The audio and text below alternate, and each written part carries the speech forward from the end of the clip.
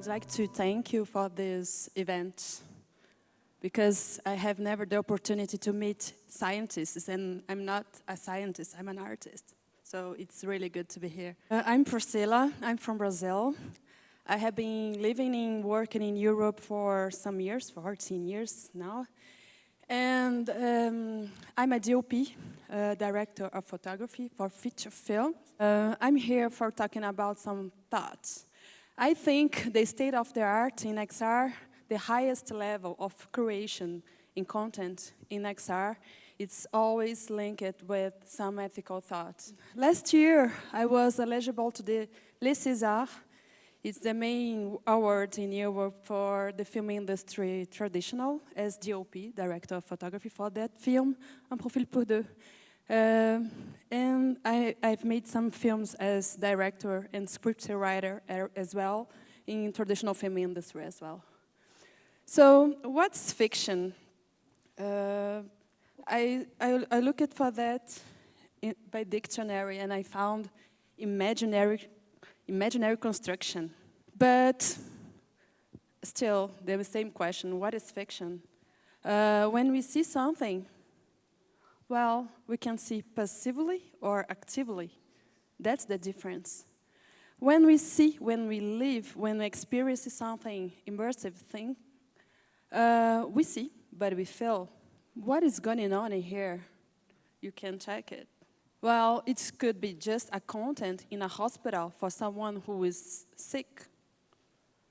But the body of this person is living something. It's not only a reference, not only a book or a picture or a film. It's something happening. Just look at it. Maybe you're not feeling something real because we're in a passive mode. So it's not immersive. It's not an immersive content. But if we can build this same moment immersively, it's happening physiologically with this person. So our audience is changed. So in flat content, we can say fiction is the opposite of reality.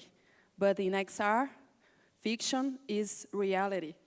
I've got many screenshots in internet looking for examples where, with, and for who, VR, XR is using for treatments and for scientists. I don't know yet them, I don't know how, I just looked for it and I made some screenshots. You can find it by internet.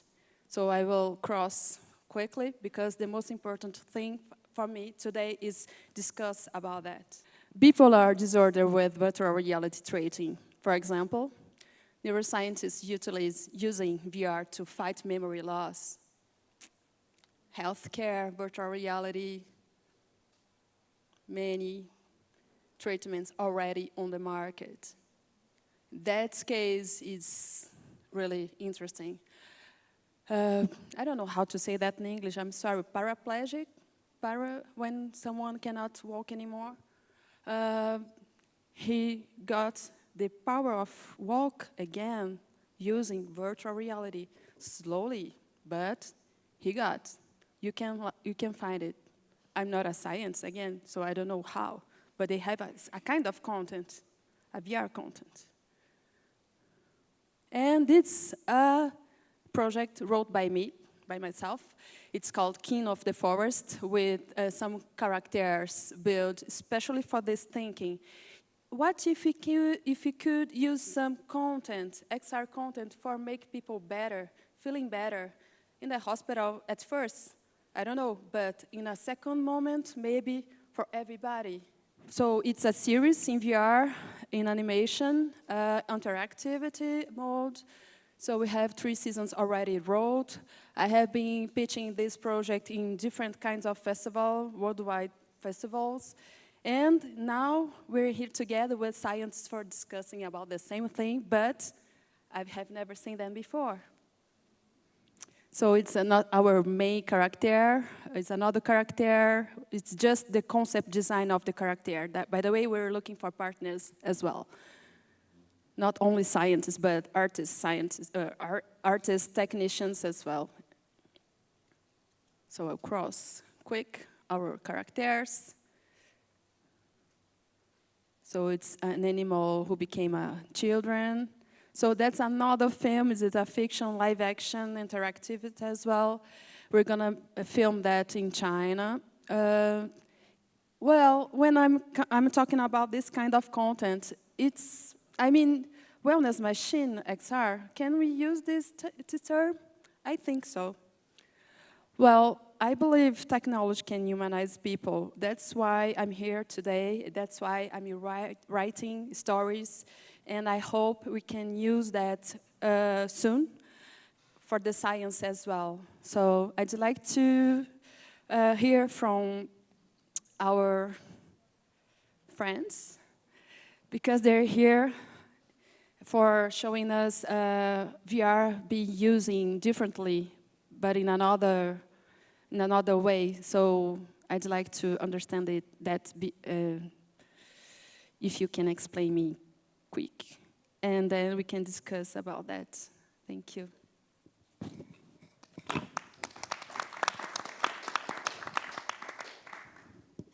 Are we going to proceed with our speeches? So maybe we just briefly present ourselves. Okay. So you're Simone. I am. That's Simone. Yeah, I am Simone Barbato. I am a psychologist, and I am the co-founder of Idego. Idego is a startup company, and we develop virtual reality for the mental health field. So what about you? So my name is Marius Rubo. I'm a postdoc at the University of Fribourg here in Switzerland, and I also work in the field of clinical psychology. And we use virtual reality to put people in virtual situations that are more easy to do this way or that are impossible to do otherwise. And we use this to find out more about people's behavior, but also to change people's behavior.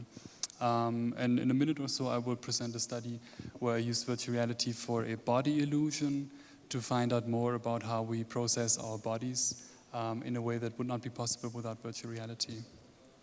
And I think that a lot of times psychologists and artists do have maybe very similar objectives. It's about finding out how people think, about better describing emotions, changing perspectives perhaps. But the language they came up with are very, very different. So I think it's quite an exciting task to sit together like this and find out more about each other's perspectives. Yes. How did you start using VR in your research? So basically, we usually start out with a research question that has been around probably before VR even came up. So let's say one topic that we're working on right now is the feeling of being excluded in a social situation. And traditionally, that was investigated using a task where you toss around a ball, and then one person is actually being excluded, and then you measure what happens in that person. But turns out that has some problems to really implement in reality, so we take that same task, put it in virtual reality where things are standardized, but yet quite complex, and we continue like this to basically understand questions that were around before, but that we can now address much better than before. Yeah, we were fascinating about the potential of virtual therapy. So the possibility to treat, for example, anxiety disorders using a virtual environment. So you can actually expose the patient to his fears, but in a controlled and safe way. So you're not going to risk to expose him to re-traumatization. And we started from there, and now we have actually developed many software for clinical psychology, for the treatment of claustrophobia, arachnophobia, and social anxiety, fear of heights, and so on. But I don't want to tell nothing more because I'm going to talk about it in my speech. And I'm so curious to hear about your speech too, because we never worked in the, I would say, eating disorder fields, but I think it's so interesting, and I think that VR can actually have an important role in that. So I'm really looking forward to listening to you. Thank you, yeah. I think I'll be there in a minute. But also what I think in psychology may be the case is that we try to put things in boxes. So there are categories for disturbances or clinical conditions. And a lot of times we will say, okay, now we investigate anxiety disorder, and now we investigate perhaps, let's say, eating disorders. And that is very practical to work like this, but at the same time, there are some phenomena that may exist in a lot of these psychiatric disorders. And I think sometimes it may be very interesting to just see artists' perspectives on these issues and see how they work with the very general themes that are in psychology, and sometimes that maybe we don't even see that clearly because we work with them every day. So I would like to see what the artists come about when it comes to creating something that tries to treat anxiety. I think that would be very interesting to see also. What kind of content do you use? Because if I imagine in my side now, I don't know what you really do yet. Someone who is scared in public places, in a crowded place, what kind of content would you use for this person?